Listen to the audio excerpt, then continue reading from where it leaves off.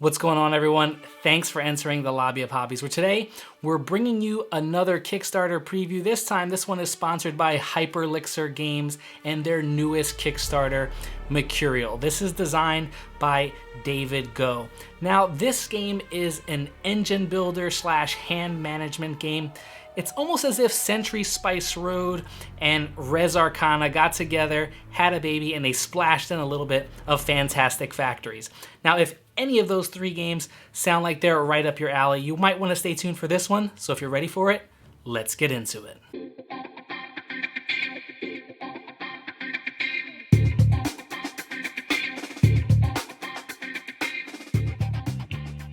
In Mercurial, you take on the role of one of four mages who will be altering elements, discovering spells, casting those spells, all trying to acquire heroic cards which will grant you prestige and ultimately the victory at the end of the game. So let's briefly talk about how this game plays, what it consists of, to determine whether or not this game is worthy of your backing on Kickstarter. Now, the play area is set up of various types of cards, from skill alterations to spells and heroics, along with some resources and prestige tokens as well. Players will start off collecting a Mage player board. They can either choose to play with the symmetrical or the asymmetrical player powers. Players will select from a starting supply of mana and acuity crystals, along with some elemental dice. They will each receive a starting hand of cards, which will consist of alteration cards and an artifact alteration card. Now, Mercurial starts off with all players rolling their elemental dice and placing them in an unallocated pool in front of them. Players will use these dice to allocate to various spell cards, but we'll get into that briefly. Players will also have the option of doing one of two varying actions. The first action being the take and play action, and we'll talk about that briefly. When players choose the take and play action, they can do it in either order, either take first or play first. Now let's briefly talk about what they're actually taking. Players can choose to take one of the face-up skill alteration cards that are on display in the table.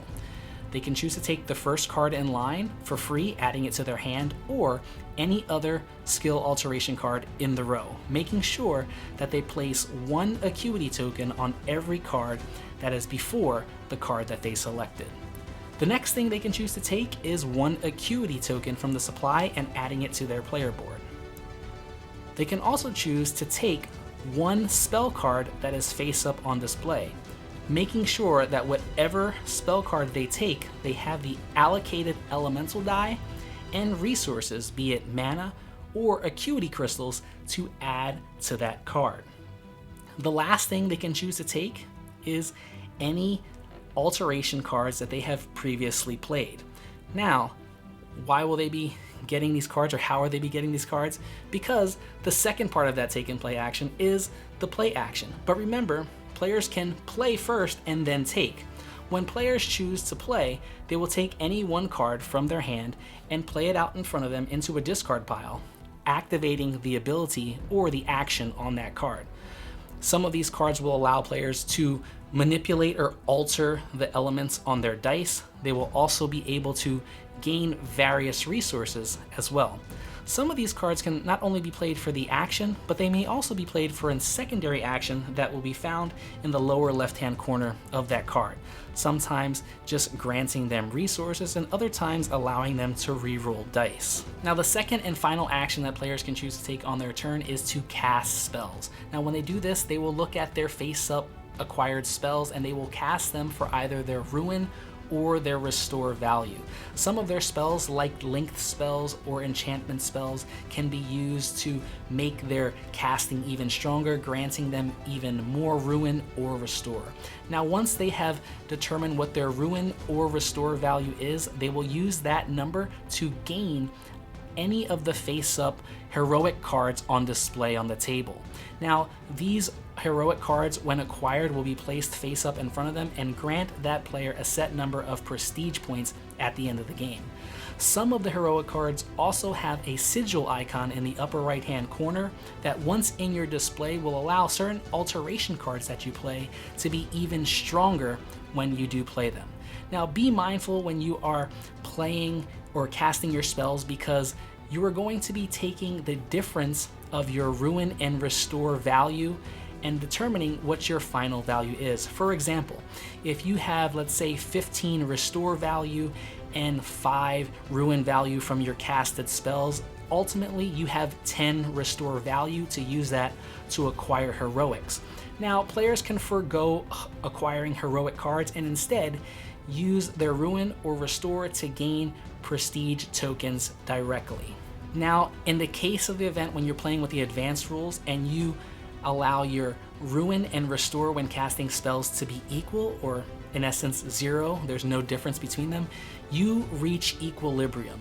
When you reach equilibrium, you will look at the chart on display on the table, and this will grant you even greater ruin or restore values to acquire powerful and stronger prestige point heroic cards. So there you have it. That is Mercurial, where players are going to be managing that hand of alteration cards, all while trying to gather the resources they need, change the elements on their dice to cast those spells, gain those heroic cards that are going to give them the prestige points and get them the victory.